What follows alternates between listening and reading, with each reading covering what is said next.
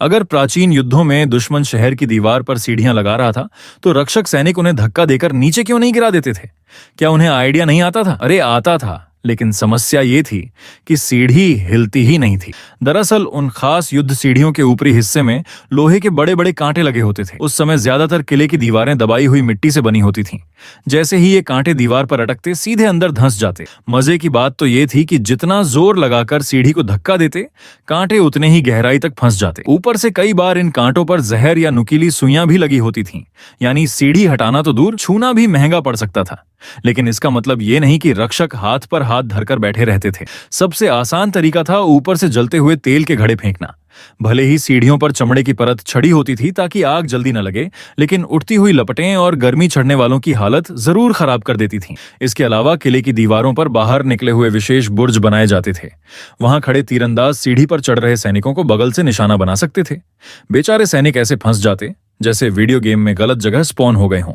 तब तुम सोचते हो कि सिर्फ सीढ़ियों के भरोसे लड़ाई जीतना मुश्किल है, इसलिए तुम एक बड़ा अपग्रेड निकालते हो। तुम सबसे मजबूत लकड़ियों से कई मंजिल ऊंचा एक विशाल लकड़ी का टावर बनवाते हो। चारों तरफ मोटी तख्तियां लगाकर उसे ढक देते हो ताकि दाएं बाएं से आने वाले तीर और हमले ज्यादा नुकसान न पहुंचा सकें। फिर उसकी सबसे ऊपरी मंजिल पर एक चलायमान पुल लगाते हो।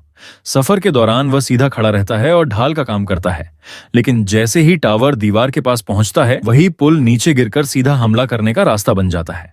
अब इतना बड़ा ढांचा खुद तो चलेगा नहीं, इसलिए नीचे मजबूत पहिए लगाए जाते हैं ताकि पूरा टावर धीरे धीरे किले की तरफ धकेला जा सके। देखते ही देखते वह एक चलती फिरती लकड़ी की किलेबंदी बन जाता है।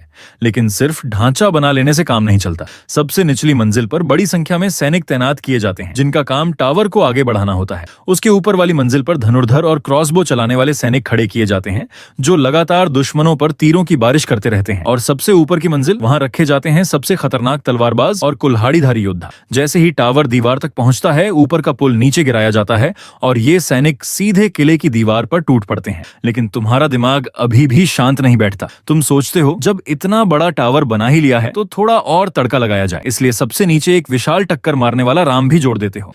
अब ऊपर वाले सैनिक दीवार पर लड़ाई लड़ते हैं, जबकि नीचे वाला राम दरवाजे को धड़ाम धड़ाम तोड़ने में लगा रहता है।